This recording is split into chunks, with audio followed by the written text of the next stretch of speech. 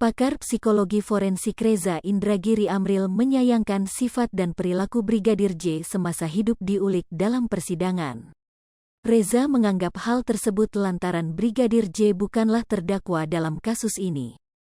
Menurutnya justru terdakwa Ferdi Sambo dan Putri Chandrawati yang perlu diulik sifat dan perilakunya dalam kehidupan sehari-hari atau biasa disebut profiling. Pada pokoknya sesungguhnya sidang terhadap terdakwa Ferdi Sambo dan Putri Chandrawati, maka sesungguhnya profiling atau potret tentang sifat dan perilaku difokuskan kepada dua orang terdakwa itu.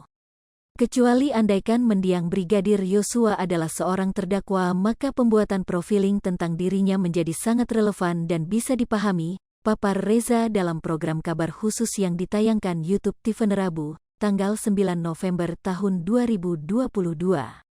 Reza pun mengkhawatirkan jika profiling terhadap Brigadir J khususnya perilaku buruk dirinya semasa hidup dilakukan terus-menerus, maka akan menimbulkan kesan bahwa sifat almarhum berkontribusi atas peristiwa pembunuhan.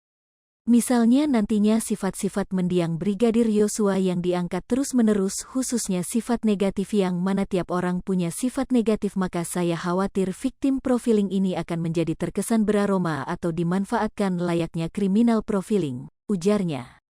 Sehingga Reza menduga kesan criminal profiling terhadap Brigadir J akan terus didengungkan oleh Ferdi Sambo dan Putri Chandrawati dengan menghubungkan dugaan pelecehan seksual yang terjadi di Magelang.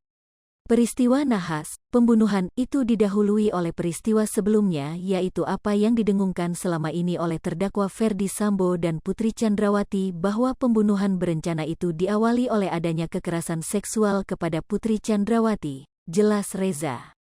Lebih lanjut, Reza meminta victim profiling yang menurutnya beraroma kriminal profiling ini harus bisa dijelaskan apakah memiliki hubungan sebab akibat sehingga terjadi pembunuhan terhadap Brigadir J. Siapapun pihak yang menyusun victim profiling beraroma kriminal profiling tersebut, entah itu saksi atau ahli, harus bisa menjelaskan apa hubungan sebab akibat antara sifat-sifat mendiang Brigadir Yosua dengan kekerasan seksual yang dituduhkan kepada dirinya, jelasnya. Di sisi lain, Reza juga berharap agar majelis hakim tidak menghubungkan sifat dan perilaku manusia dalam kehidupan sehari-hari dengan tindak pidana.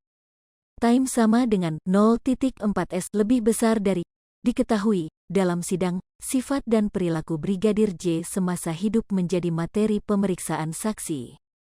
Contohnya adalah ketika kuasa hukum Putri Chandrawati, Febri Diansyah, menanyakan kepada sekuriti rumah Ferdi Sambo, Damianus Labakobam alias Damson, terkait kebiasaan Brigadir J yang suka pergi ke tempat hiburan malam.